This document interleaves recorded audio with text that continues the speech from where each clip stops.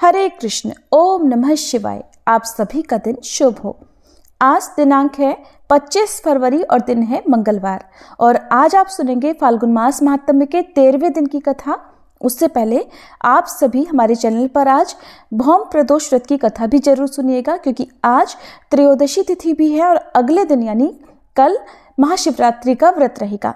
आज आप सुनेंगे फाल्गुन मास महात्म्य के 13वें दिन का अध्याय। और उससे पहले आज आप जो कथा सुनने वाले हैं, मुझे पूरा विश्वास है कि इस कथा को सुनकर आप अपनी सुध बुध खो देंगे, इतने मुग्ध हो जाएंगे कि शायद ये कथा आपके मन में बरसों तक बसी रहेगी। और अगर आपको ये कथा अच्छी लगे तो आज की इस कथा को तो आपको जरूर शेयर करना है। श्री पंढरीनाथ भगवान विट्ठल के भक्तों में संत सावता माली एक महान भक्त हुए हैं। अरणभेड़ी यानी कि अरण गांव नामक गांव इनका निवास था और व्यवसाय से एक माली का काम करते थे। संत सावता माली और इनकी पत्नी जनाबाई दोनों प्रभु की भक्ति में सदा मगन रहते। नागू नाम की इनकी कन्या भी बड़ी उच्च कोटि की भक्त थी। मराठी भाषा में साव का अर्थ चारित्र या सज्जनता होता है और सावता ये भाववाचक शब्द है। सभ्यता, साधारणपन, ये इसका अर्थ होता है। संत जी हमेशा कहते और मानते थे कि ये बाग भगवान के हैं और भगवान ने हमें इसकी देख रेख हेतु नियुक्त किया हुआ है। बाग में तरह तरह के फल, सब्जियां और फूल लगे हुए थे। बाग में वारकरी यानी कि वैष्णवों द्वारा पंढरपुर पैदल यात्रा यात्रियों और बहुत से लोगों का आना जाना लगा रहता था, क्योंकि संत सावता माली की जो बगिया थी वो थी ही ऐसी। एक दिन गांव के एक व्यक्ति ने गांव में बात फैला दी कि सावता माली नास्तिक है, वो कभी भगवान का दर्शन करने नहीं जाता और पंढरपुर यात्रा को तो बिल्कुल भी नहीं जाता। उसके बाग के फल सब्जी खाना महापाप है और उससे बोलना भी पाप ही है। धीरे धीरे संत जी के बाग में वारकरी भक्तों का आना जाना बंद हो गया और वे लोग बाग के सामने से निकलते तो परंतु अब बगीचे के अंदर नहीं जाते थे।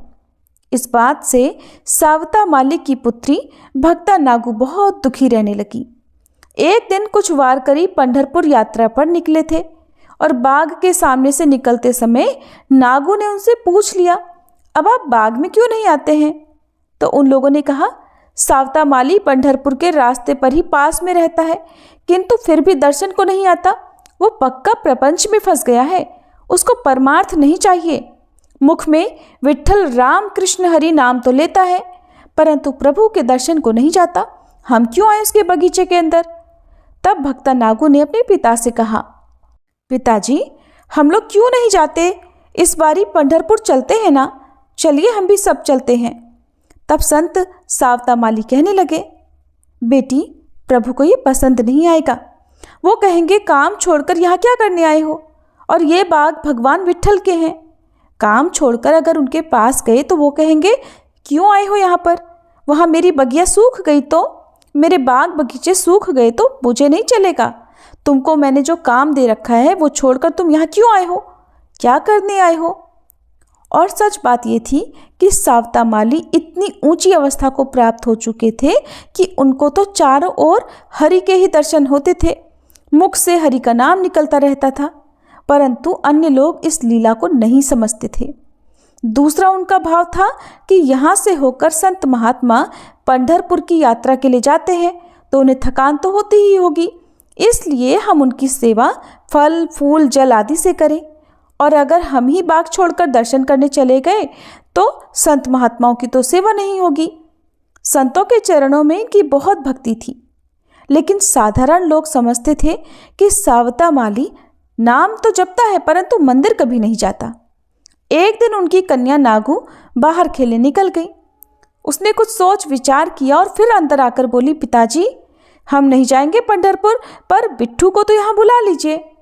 प्यार से नागू भगवान को धन्या, विट्ठू, विठुराय ऐसे नामों से पुकारा करती।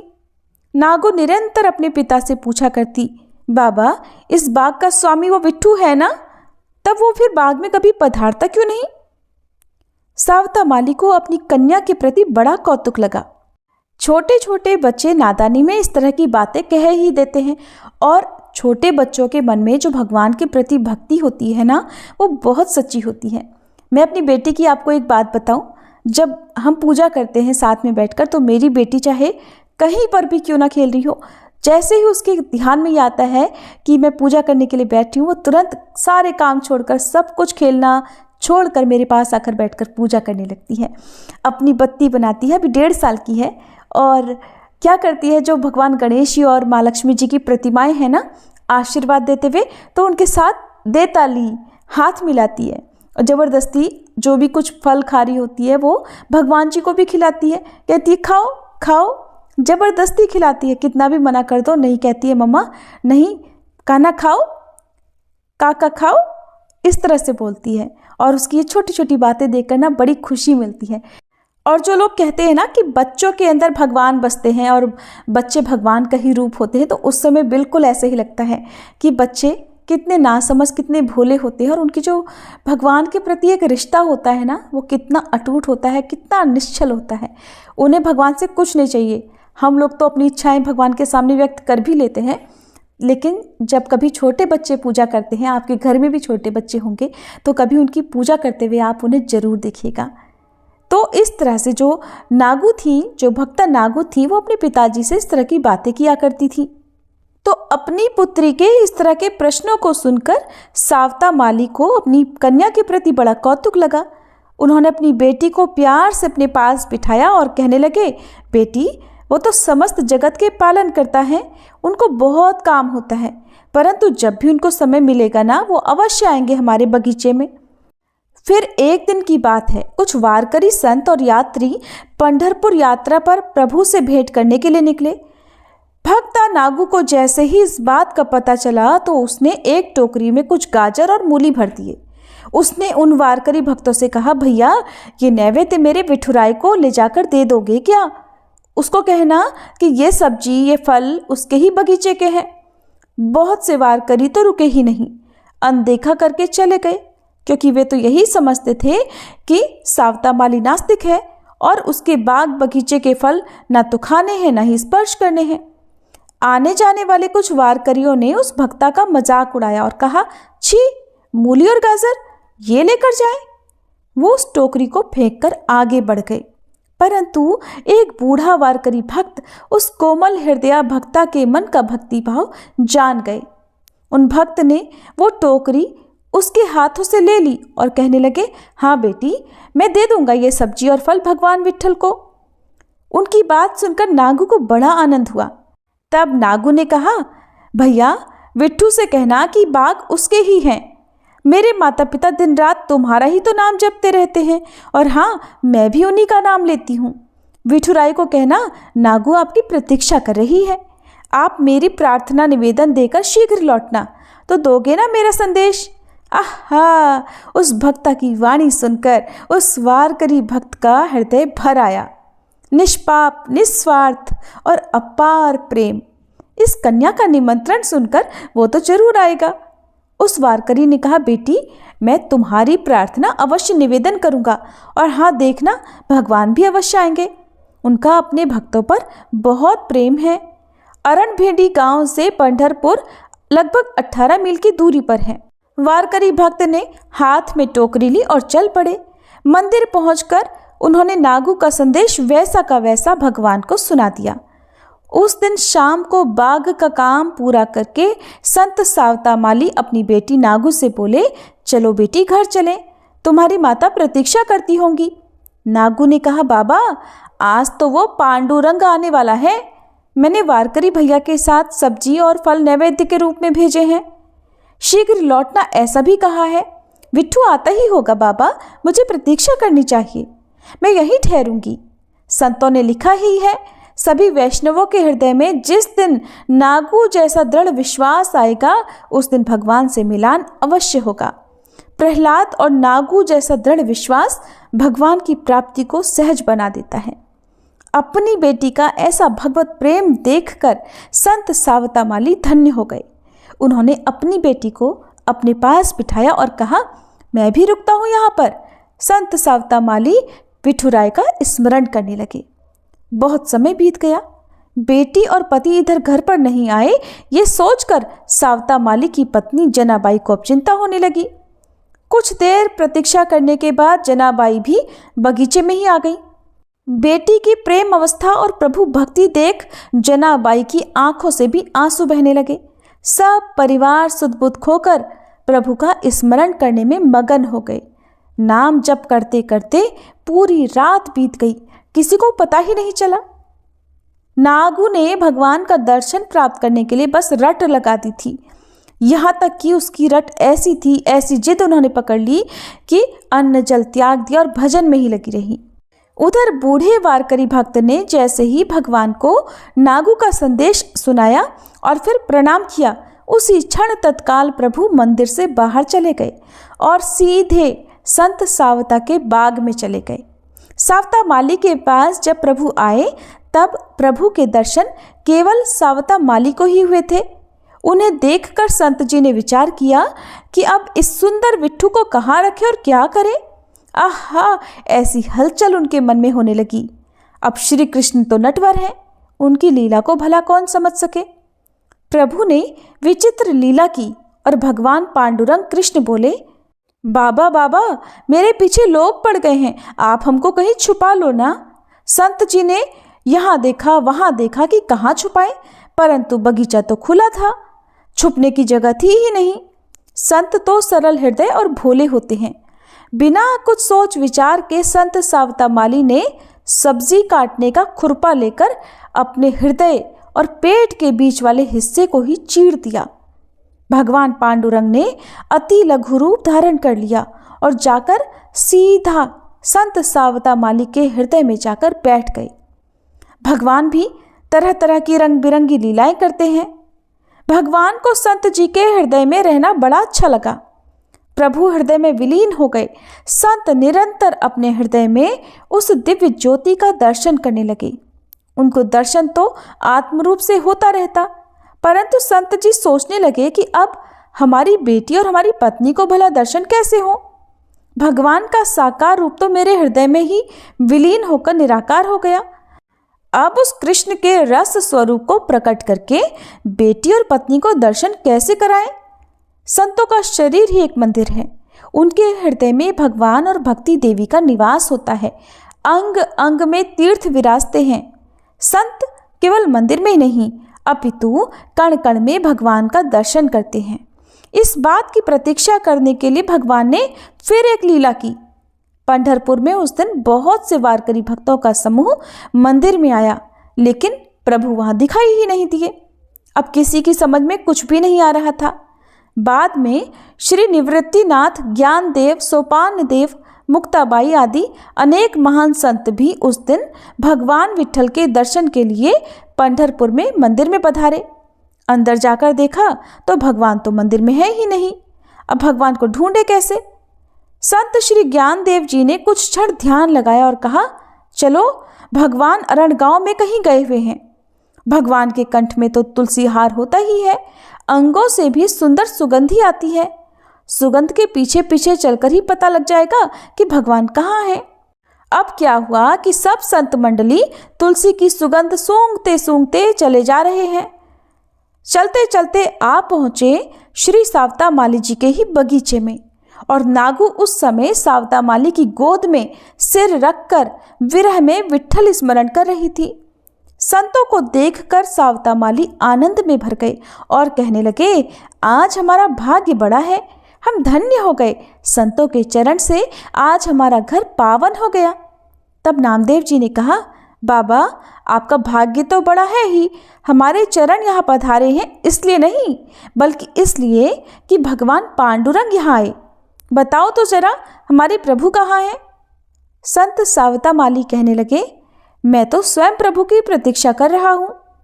मेरी ये पुत्री 4 दिनों से अन्न जल त्याग कर भगवान के आने की आस लगाए बैठी है।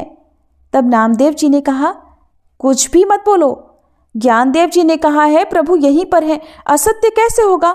बताओ तुमने प्रभु को कहाँ छुपाया है? तब सावता माली ने कहा, मैं प्रभु को कहाँ छुपाऊं? और प्रभु क्या कहीं छुपकर रहने वाले हैं? वो क्यों छुपेंगे? और अगर भगवान छुपे ही होंगे तो फिर मेरे हृदय में ही होंगे ना, दूसरी जगह कहाँ होंगे भला? मुझे तो प्रभु सर्वत्र दिखते हैं, वो तो कण कण में व्याप्त है। ये फूल पौधे ये सब उनके ही तो रूप हैं। ज्ञानदेव जी बोले, वाह वाह, यहाँ विट्ठल छुपे ही नहीं, यहाँ तो विट्ठल सर्वत्र बिखरे हैं, सुगंध की तरह। सावता माली बोले, ज्ञानदेव जी, भगवान का निराकार सर्वव्यापक रूप मेरे और आपके लिए अच्छा है, परंतु हमारी पुत्री नागू का समाधान कैसे हो? उसको तो सगुण साकार रूप ही प्रिय है। इसने तो विट्ठल दर्शन की रट लगा रखी है और 4 दिनों से अन्न जल कुछ भी नहीं लिया। अब इस बालिका का समाधान मैं कैसे करूं? नामदेव जी कहने लगे, अभी तो आपने कहा भगवान आपके हृदय में है। सावता माली ने कहा, हाँ ये भी सत्य है। नामदेव जी, फिर यहाँ वहाँ क्यों ढूंढना? आपने अच्छी याद दिलाई। अब सावता माली ने साग फल काटने वाला खुरपा उठाया और खच्च से अपनी छाती पर मारा और कहा, पांडुरंग, विट्ठल, मेरे हृदय से बाहर आ जाओ और साकार रूप में दर्शन दो। उनके हृदय से देखते ही देखते एक तेजस्वी प्रकाश निकला और संपूर्ण बाग में तुलसी की दिव्य सुगंधि व्याप्त हो गई। भगवान वहीं प्रकट हो गए और संत सावता माली मूर्छित हो गए। प्रभु ने अपनी कृपा दृष्टि से उनकी मूर्छा दूर की। भगवान प्रकट हुए तब नागू भागकर प्रभु के पास गई और उनसे लिपट गई। नागू ने कहा, विट्ठू विट्ठू, तुम आ गए? देखो पिताजी, विट्ठू आ गया, धनी आ गया। मुझे पता था वो अवश्य आएगा। सब संत मंडली ने हरिनाम संकीर्तन किया। उसके बाद सावता माली ने संतों और प्रभु को भोजन प्रसाद पवाया। भगवान ने अपनी गोद में नागू को बिठाकर प्रसाद पवाया।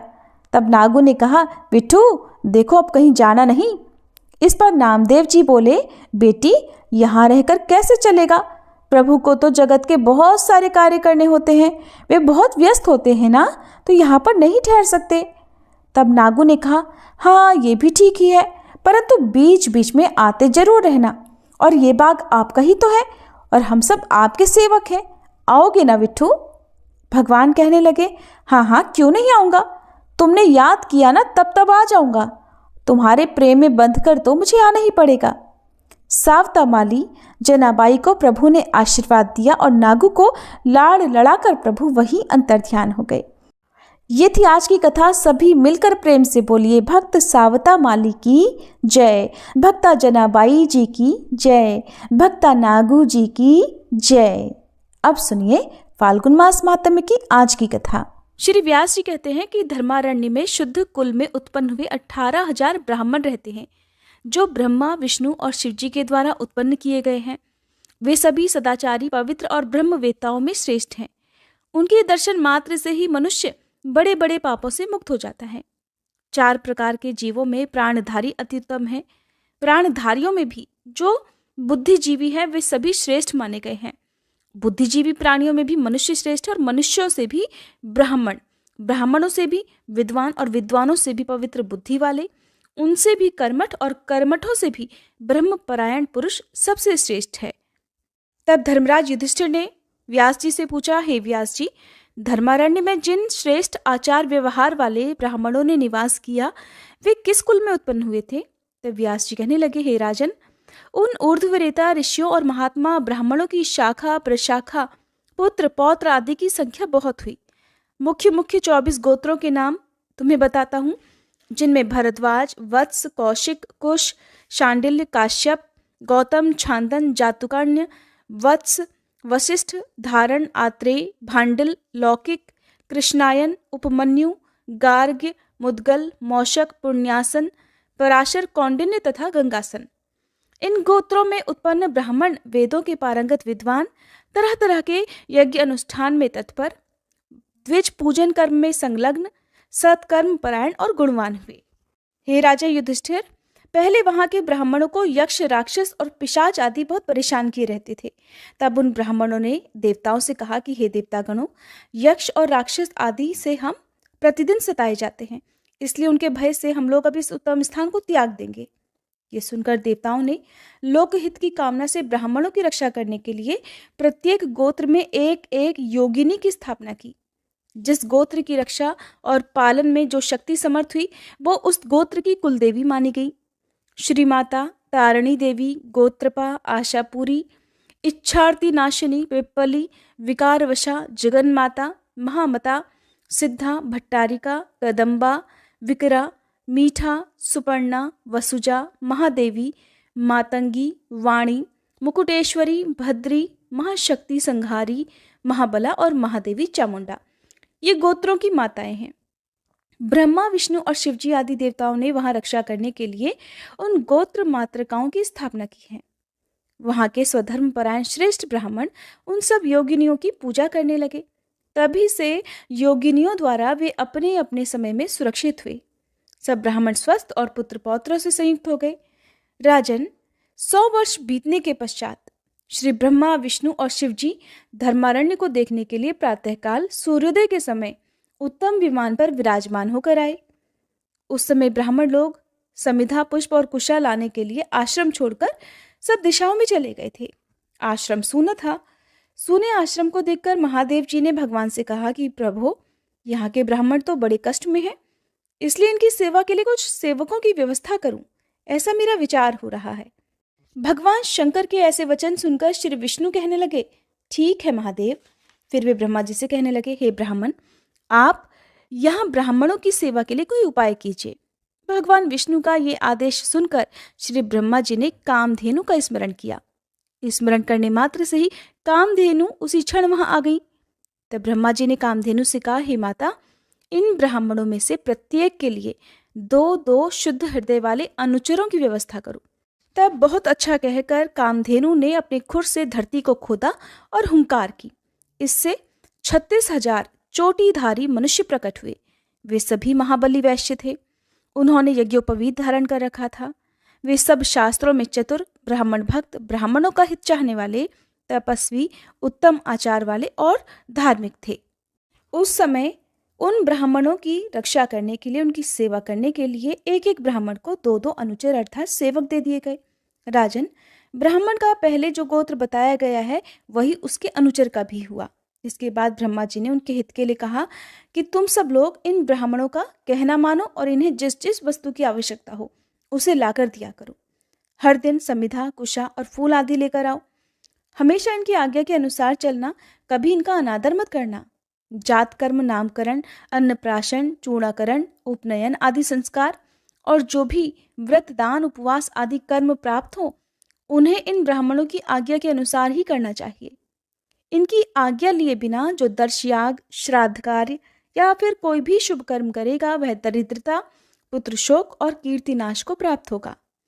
तब उन अनुचरों ने बहुत अच्छा कहकर देवताओं की आज्ञा शिरोधार्य की।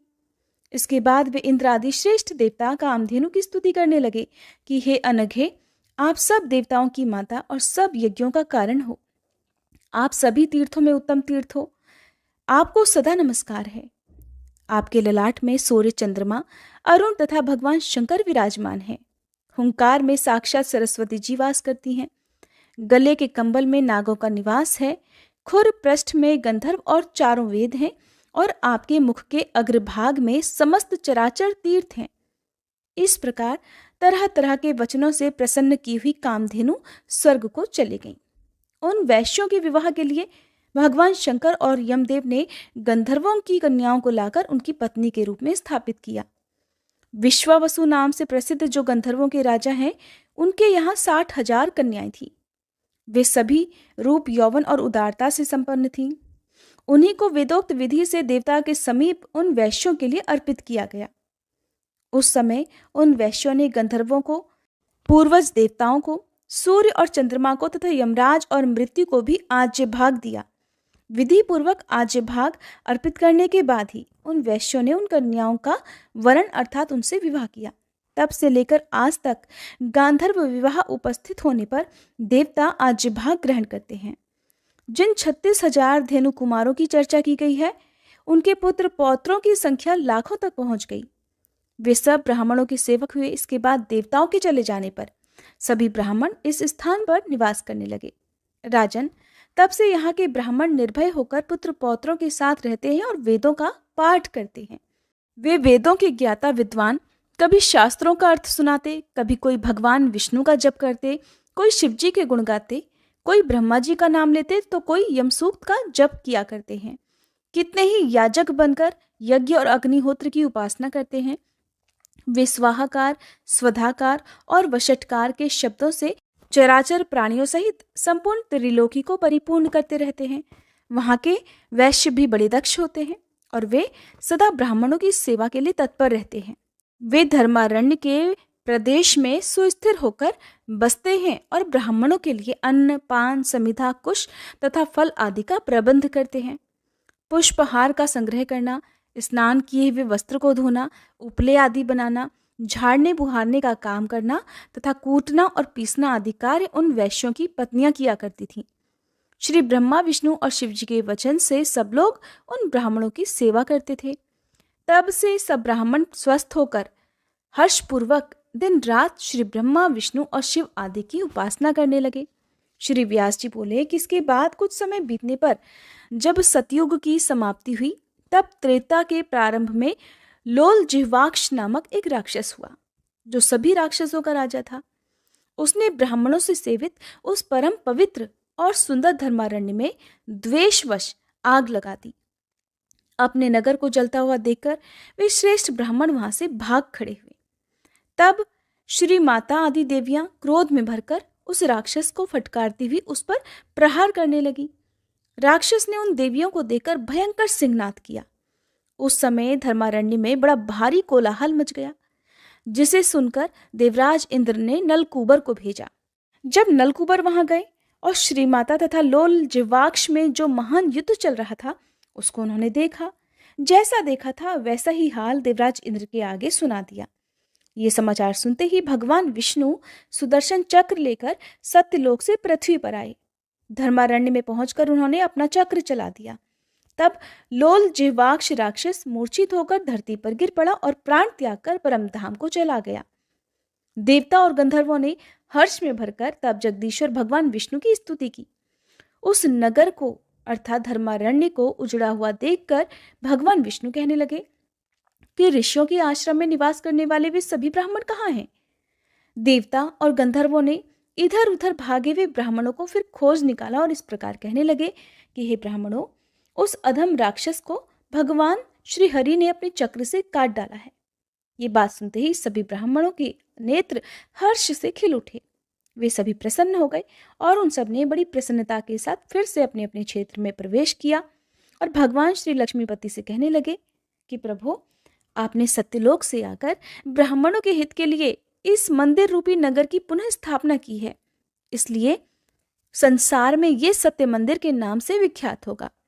सतयुग में ये धर्मारण्य था, त्रेता में अब इसका नाम सत्य मंदिर होगा। भगवान विष्णु ने तथास्तु कहकर उनकी ये प्रार्थना स्वीकार कर ली, जिसके बाद वे सभी ब्राह्मण अपने पुत्र, पौत्र, पत्नी और सेवकों के साथ पहले की तरह निवास करने लगे। उस नगर के पूर्व भाग में धर्मेश्वर, दक्षिण में श्री गणेश, पश्चिम में सूर्य देवता और उत्तर में साक्षात स्वयंभू ब्रह्मा जी का स्थान है। युधिष्ठिर जी ने पूछा, महाभाग, गणेश जी को किसने स्थापित किया? तब व्यास जी बोले, महाराज, पूर्व काल में सब देवताओं ने धर्मारण्य में श्री दुर्गा जी के पुत्र गणेश जी को स्थापित किया था। अब मैं गणेश जी की उत्पत्ति का एक कारण बतलाता हूँ। एक समय देवी पार्वती ने अपने अंगों में उपटन लगाया और उससे जो मैल निकली उसे हाथ पर रखकर उसकी एक सुंदर स्वरूप प्रतिमा बना दी। फिर उसमें उन्होंने जीव का भी अर्थात प्राणों का भी संचार कर दिया। तब वह बालक उनके आगे उठकर खड़ा हो गया और माता से बोला कि आज्ञा दीजिए माताश्री, मैं कौन सा कार्य करूं? तब देवी पार्वती कहने लगी कि मैं जब तक स्नान करूं तब तक तुम मेरे द्वार पर खड़े रहो। देवी के इस प्रकार आज्ञा देने पर श्री गणेश जी हथियार लेकर द्वार पर खड़े हो गए। उसी समय महादेव जी आए और उन्होंने घर के भीतर प्रवेश करने का विचार किया, किंतु द्वार पर खड़े हुए एक नन्हे से बालक ने उन्हें भीतर नहीं जाने दिया, जिससे महादेव क्रोधित हो गए और फिर दोनों पिता पुत्र में परस्पर युद्ध होने लगा। महादेव जी ने अपने त्रिशूल से उस बालक का मस्तक काट डाला। इधर अपने पुत्र को मरकर गिरा हुआ देखकर देवी पार्वती जी फूट फूट कर रोने लगी। पार्वती जी को दुखी देखकर भगवान शंकर को बड़ी चिंता हुई। इतने में ही उनकी दृष्टि वहां पर आए हुए गजासुर पर पड़ गई। उस महादैत्य को देखकर भगवान शंकर ने उसे मार डाला और उसका मस्तक लेकर पार्वती जी के बनाए हुए बालक के धड़ से जोड़ दिया। जब वो बालक उठकर खड़ा हो गया तब शिव जी ने उसका नाम गजानन रखा। फिर सभी देवताओं ने और मुनियों ने मिलकर गणेश जी की स्तुति की। देवतागण कहने लगे, हे भगवान, आपको नमस्कार है। आप देवताओं के ईश्वर तथा गणों के स्वामी हैं, आपको नमस्कार है। हे गजानन, आप महादेव जी के भी अधिदेवता हैं, आपको नमस्कार है। इन शुभ स्तोत्रों द्वारा स्तुति करने पर गणों के स्वामी श्री गणेश जी अत्यंत प्रसन्न होकर इस प्रकार कहने लगे, हे देवता गणों, मैं आप पर बहुत संतुष्ट हूँ। आप कोई मनोवांछित वस्तु मांगो, मैं आपको अवश्य दूंगा। तब देवतागण कहने लगे, हे महाभाग, आप यहीं रहकर हमारा कार्य साधन करें। धर्मारण्य में रहने वाले ब्राह्मण, वैश्यजन, धार्मिक पुरुष तथा वर्णाश्रम से अलग मनुष्यों का भी आप सदा संरक्षण करें, सदा उनकी रक्षा करें। आपकी कृपा से यहाँ के ब्राह्मण और महाबली वैश्य सदा धन और सुख से संपन्न हो। जब तक सूर्य, चंद्रमा और पृथ्वी रहे, तब तक आप यहीं रहकर सबकी रक्षा करते रहें। तब गणेश जी ने तथास्तु कहकर उनकी प्रार्थना स्वीकार कर ली और देवताओं ने हर्ष में भरकर फिर गणेश जी का पूजन किया। संसार के दूसरे लोगों ने भी विघ्न निवारण के लिए उनकी पूजा की। इसलिए गणेश जी विवाह, उत्सव और यज्ञ में सबसे पहले पूजित होते हैं। धर्मारण्य में रहने वाले लोगों पर तो वे सदा प्रसन्न रहते हैं। जय भोलेनाथ। आज के अध्याय में बस इतना ही। इसके आगे की कथा आप सभी आने वाले अध्याय में जरूर सुनिएगा।